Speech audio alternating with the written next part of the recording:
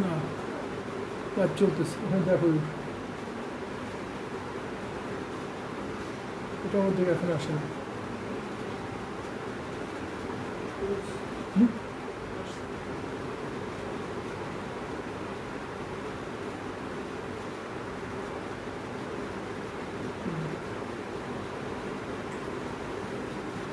ছেলেরা নেট চলে গেছিল, তোমরা একটু চলে আসো।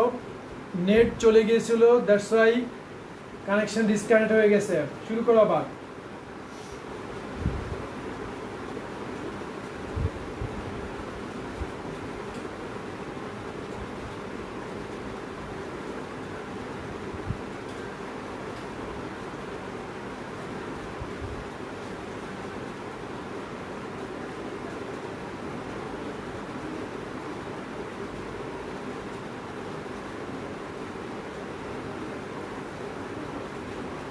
দেখো আসছো, সবাই চলে আসছো, সবাই চলে আসছো, একটু দেখো।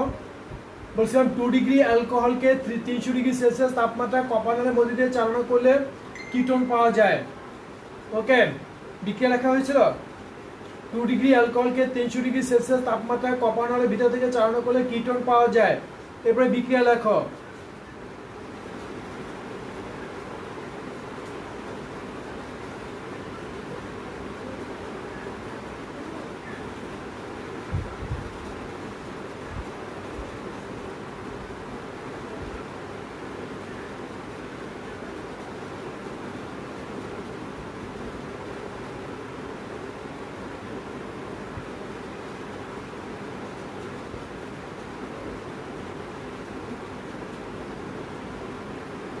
প্রথম চাইতে 1 ডিগ্রি অ্যালকোহল তো সবাই লিখতে পেরেছিলাম। অভিষেক ওই যে আমরা তোমার সাথে পরে কথা বলবো না, এইটা লেখো। তো 1 ডিগ্রি তো সবাই লিখতে পেরেছো। 1 ডিগ্রি অ্যালকোহলকে 300 ডিগ্রি সেলসিয়াস তাপমাত্রা কপানোর ভিতরে চালনা করে এলডিএড উৎপন্ন হয়েছিল। এরপর বলেছি 2 ডিগ্রি অ্যালকোহলকে 300 ডিগ্রি সেলসিয়াস তাপমাত্রা কপানোর ভিতরে চালনা করে কিটোন উৎপন্ন হয়। 1 ডিগ্রিটা আগেই লিখে ফেলছো, 2 ডিগ্রিটা এখন লেখা শেষ করেছো। এরপর লিখবা 3 ডিগ্রি, এটা লেখা শেষ হয়েছে। 2 ডিগ্রি অ্যালকোহলকে 300 ডিগ্রি সেলসিয়াস তাপমাত্রা কপানোর ভিতরে চালনা করে কিটোন পাওয়া যায়। এরপর লেখো, এরপর লেখো 3 ডিগ্রি অ্যালকোহলকে 300 ডিগ্রি সেলসিয়াস তাপমাত্রা কপানোর ভিতরে দিয়ে চালনা করলে, এখানে কিন্তু 3 ডিগ্রি অ্যালকোহল একটু চেঞ্জ করতে হবে। 3 ডিগ্রি অ্যালকোহলটা এখানে একটু চেঞ্জ করে লিখতে হবে, কারণ যে কোনো একটা জায়গা আমাকে আর এর পরিবর্তে CH3 দেখাতে হবে। আমি 3টে CH3 দেখাই, নাহলে আমি কিটোন ওই যে অ্যালকিন যে উৎপন্ন, অ্যালকিনটা বুঝাতে পারবো না। এখানে উৎপন্ন হবে অ্যালকিন। 3 ডিগ্রি অ্যালকোহলকে 300 ডিগ্রি সেলসিয়াস তাপমাত্রায় কপানোর ভিতরে চালনা করলে অ্যালকিন উৎপন্ন হবে। অ্যালকিন, এখানে CH3, সি উপরে যে কোনো একটা জায়গা ডাবল বন্ড দিয়ে দাও, নিচেটা CH3। এখানে হয় হাইড্রোজেন হয় না, এখানে পানি, এটা একটা ব্যতিক্রম হয়।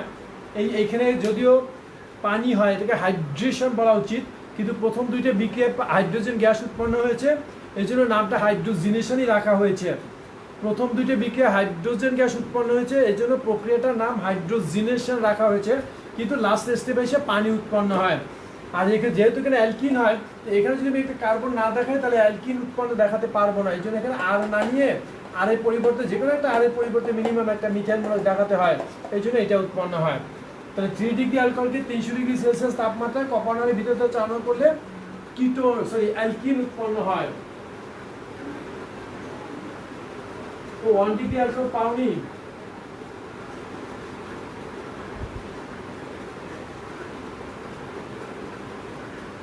হ্যাঁ, 1 ডিগ্রি অ্যালকোহল বলতেছি, 1 ডিগ্রি অ্যালকোহল বলতেছি, আমি উপরে লিখে দিচ্ছি। 1 ডিগ্রি অ্যালকোহলের রিয়াকশনটা উপরে লিখে দিচ্ছি। একই কথা, একই কথা। 1 ডিগ্রি অ্যালকোহলকে 300 ডিগ্রি সেলসিয়াস তাপমাত্রায় কপানোর ভিতর থেকে চালনা করলে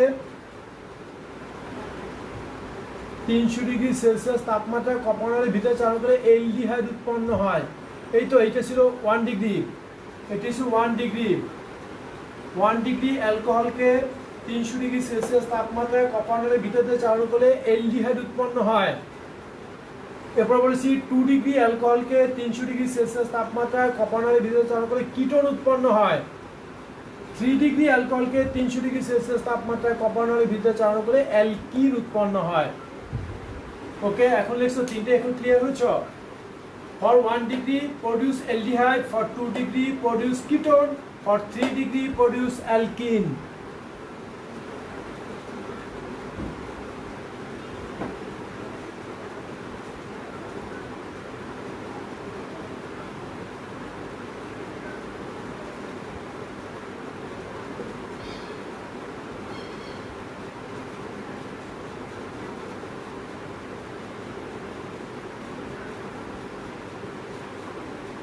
হয়েছে? আমি আবার বলছি, তোমরা একটু সুন্দর করে লিখে নাও। স্টেটমেন্ট তিনটার জন্যই সেম। 1 ডিগ্রি অ্যালকোহলকে, এটার কথা বলছি, উপরেরটা 1 ডিগ্রি কথা বলছি। 1 ডিগ্রি অ্যালকোহলকে 300 ডিগ্রি সেলসিয়াস তাপমাত্রায় কপানলের ভিতরে চালনা করলে অ্যালডিহাইড উৎপন্ন হয়। এরপরে বিক্রিয়াটা দিবা, এরপরে বিক্রিয়াটা দিব। হয়েছে? লেখা হয়েছে? এবার 2 ডিগ্রি ক্ষেত্রে লিখবা 2 ডিগ্রি অ্যালকোহলকে 300 ডিগ্রি সেলসিয়াস তাপমাত্রায় কপানলের ভিতরে চালনা করলে কিটোন উৎপন্ন হয়। 2 ডিগ্রি ক্ষেত্রে লিখবা কিটোন উৎপন্ন হয়। ওকে, আর 3 ডিগ্রিতে লেখাই আছে। 1 ডিগ্রি ক্ষেত্রে উৎপন্ন হয় অ্যালডিহাইড, 2 ডিগ্রি ক্ষেত্রে উৎপন্ন হয় কিটোন, 3 ডিগ্রি ক্ষেত্রে উৎপন্ন হয় অ্যালকিন। এখন হচ্ছে এটা দেখো তো,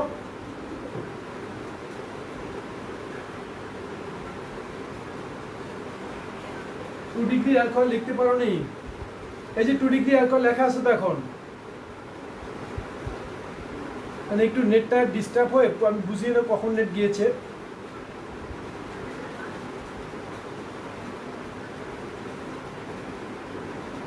ক্লাসরুমে চলে আসো সবাই, ক্লাসরুমে আসো, ক্লাসরুমে বসে ক্লাস করি।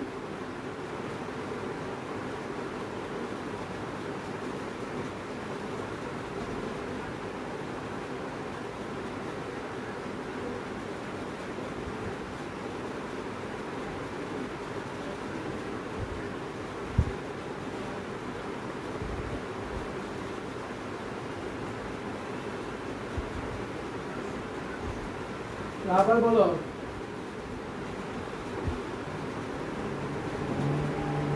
আটকে গেছে না?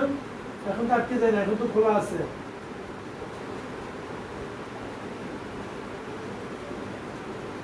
এখন খোলা আছে। এই সবার লেখা হয়েছে, একটু ক্লিয়ার করে আমাকে বলো তো। 1 ডিগ্রি অ্যালকোহলকে, 1 ডিগ্রি অ্যালকোহলকে কপানলের ভিতরে দিয়ে 300 ডিগ্রি চালনা করলে অ্যালডিহাইড, 2 ডিগ্রি অ্যালকোহলকে 300 ডিগ্রি সেলসিয়াস তাপমাত্রায় কপানলের ভিতরে চালনা করলে কিটোন, 3 ডিগ্রি অ্যালকোহলকে 300 ডিগ্রি তাপমাত্রায় কপানলের ভিতরে চালনা করলে অ্যালকিন উৎপন্ন হয়। ওকে, এটা হলো ডিহাইড্রোজেনেশন দ্বারা 1 ডিগ্রি, 2 ডিগ্রি, 3 ডিগ্রি অ্যালকোহলের মধ্যে পার্থক্য এটা ছিল।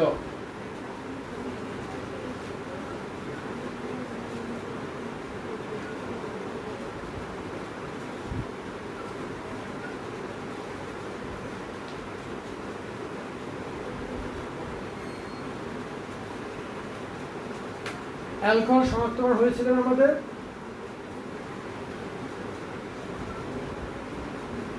কিসে? আল্লাহর রহমতে। শোনো, আল্লাহ যদি সেভ করে, করোনা তোমার নিজের জন্য নিজেকে সেভ করে চললে বাসায় বসেও করোনা হতে পারে, আল্লাহ যদি দেয়, বুঝছো? আর নিজেকে একটু সেভ করে চলবা, জাস্ট নাকটাকে সেভ করবা, হাত দুইটা সেভ করবা, আর কোনো চিন্তা নাই। শুধু নাক মুখে ভালো মতো একটা মাস্ক লাগাবা 2-3টা, আর হাতটা ভালো করে 50 বার ধোবা, বাস। দেখবা আল্লাহর রহমতে 98% সেফ থাকবা, 98%।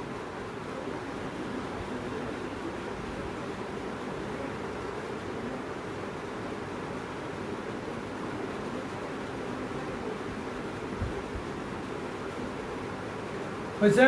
আচ্ছা, অ্যালকোহল শনাক্তকরণ হয়ে গেছে আমাদের। অ্যালকোহলের মধ্যে একটা যৌগ ছিল গ্লিসারিন শনাক্তকরণ। গ্লিসারিনের শনাক্তকরণে, glycerin one kind of alcohol, এইটাই শুধু স্পেশালি লিখে রাখো। গ্লিসারিন, গ্লিসারিন শনাক্তকরণ, গ্লিসারিন শনাক্তকরণ। গ্লিসারিন আমরা গত ক্লাসে অ্যালকোহল করেছি, অ্যালকোহলের 2টা পরীক্ষা করেছি, আর গ্লিসারিনের একটা স্পেশাল টেস্ট আছে ফর গ্লিসারিন ডিটেকশন, ওইটা একটু করে রাখো। ওকে, আচ্ছা গ্লিসারিনটা দেখো, গ্লিসারিনকে পটাশিয়াম বাইসালফেট বা ফসফরাস পেন্টঅক্সাইড এর সাথে উত্তপ্ত করলে, গ্লিসারিনকে পটাশিয়াম বাইসালফেট বা ফসফরাস পেন্টঅক্সাইড এর সাথে উত্তপ্ত করলে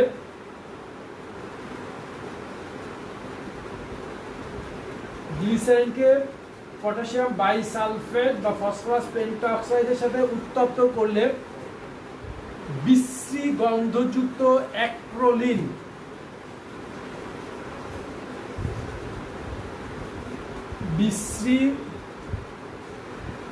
বিশ্রী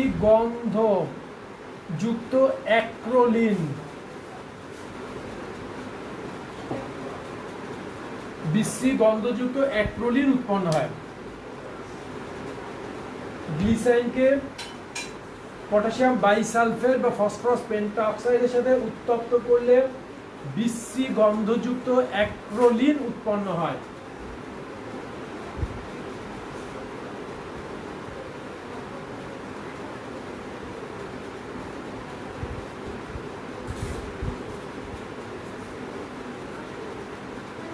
বিক্রিয়া লেখো,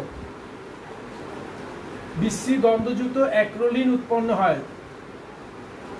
দেখছো, বিক্রিয়া লেখো। এটা হলো গ্লিসারিন,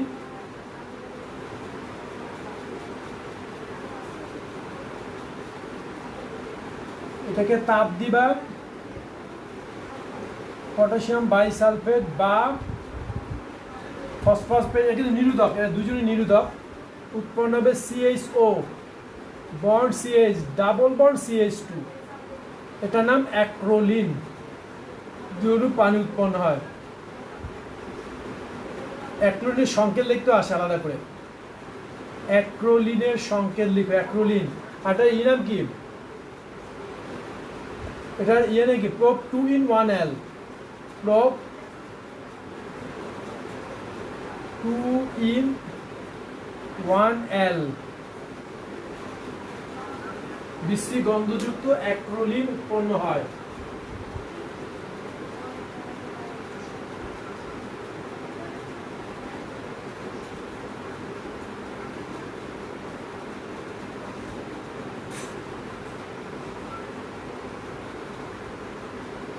অ্যালকোহল আমাদের শেষ, অ্যালকোহল শেষ আমাদের।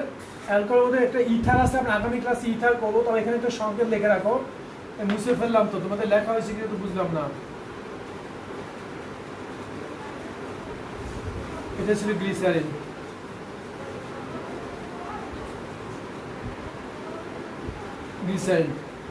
মেনথলের সংকেত লেখো, মেনথলের সংকেত লিখো। মেনথলে কি অ্যালকোহল, মেনথল কিন্তু কি অ্যালকোহল, মেনথল একটি অ্যালকোহল।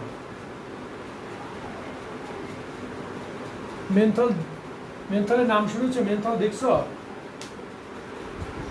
মেনথল তোমরা দেখছো? মেনথলের নাম শুনছো?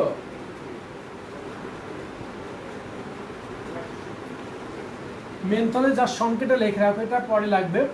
মেনথলের যে ঠান্ডার জন্য অনেক সময় দেখবা শ্যাম্পুর ভিতরে মেনথল থাকে, তারপর শেভিং ক্রিমে মেনথল থাকে, বিভিন্ন সময় ঠান্ডা লাগে, ওইটি হচ্ছে মেনথল। মেনথল একটা অ্যালকোহল, এটা ফর্মুলা এটা।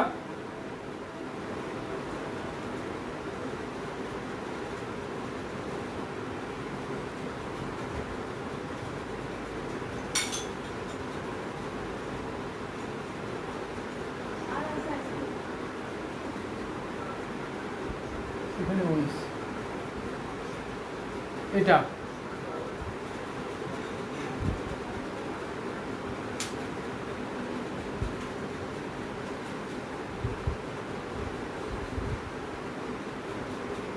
It is menthol. আমাদের বৃহস্পতিবার ক্লাসটা সম্ভবত আমি 8টায় নিব। বৃহস্পতিবার 7টায় আমার একটা মিটিং আছে, বৃহস্পতিবার 7টায় একটা মিটিং আছে, দ্যাটস ওয়াই বৃহস্পতিবারের ক্লাসটা আমি 8টায় নিব। ওকে, আমি বৃহস্পতিবার ক্লাসটা মেবি হবে 8টায়, আমি তোমাদের জানাবো, পোস্ট করব। বিকজ বৃহস্পতিবার 7টার সময় আমার একটা মিটিং থাকবে।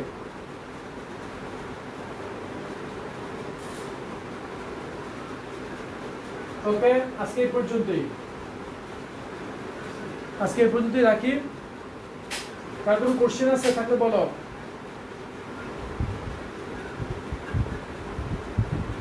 অভিষেক, ওই যে জারণ দ্বারা যখন পার্থক্য করা হয় শুধুমাত্র কার্বন ডাইঅক্সাইড ওটা হিসাব করার দরকার নাই, ওই যে যৌগের আণবিক ভর হিসাব করে ওটাকে 1 ডিগ্রি 2 ডিগ্রি 3 ডিগ্রি একটা পার্থক্য করা হয়। ঠিক আছে, রাখো এ পর্যন্ত।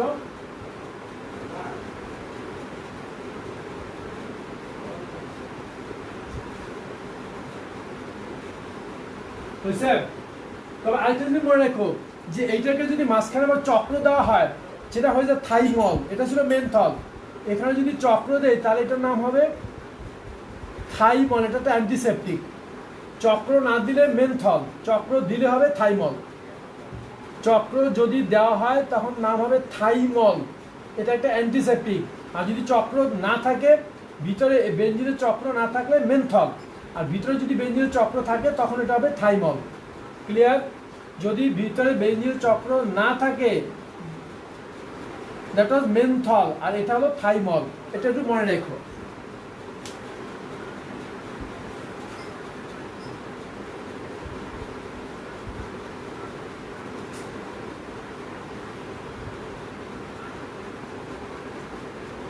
হ্যাঁ অবশ্যই, ওইটাই বলছি যে প্রতি কেসে ইথানোয়িক অ্যাসিড হচ্ছে, বাট ইথানোয়িক অ্যাসিডের আণবিক ভর তো সেম।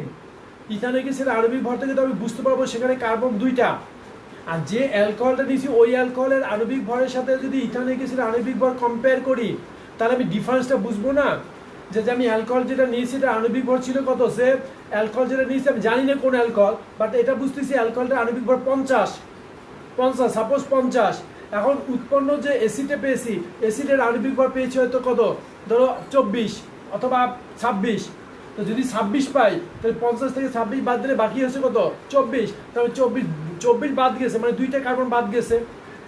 ক্লিয়ার? ওই থেকে কার্বন সংখ্যা হিসাব করে আমরা ওই অ্যালকোহলকে ফাইন্ড আউট করতে পারি।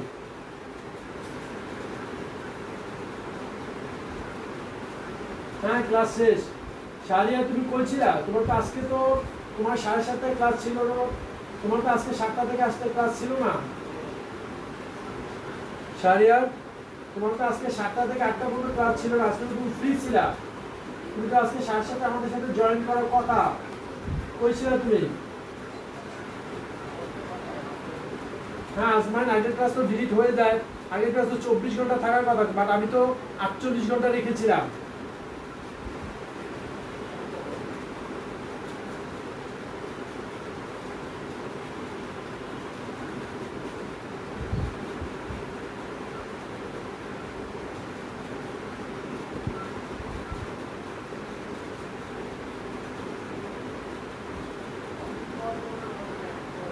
সবার ক্লিয়ার হচ্ছে?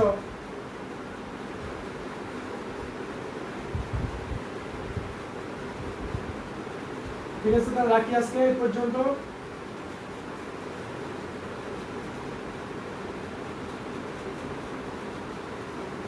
ওকে, আল্লাহ হাফেজ।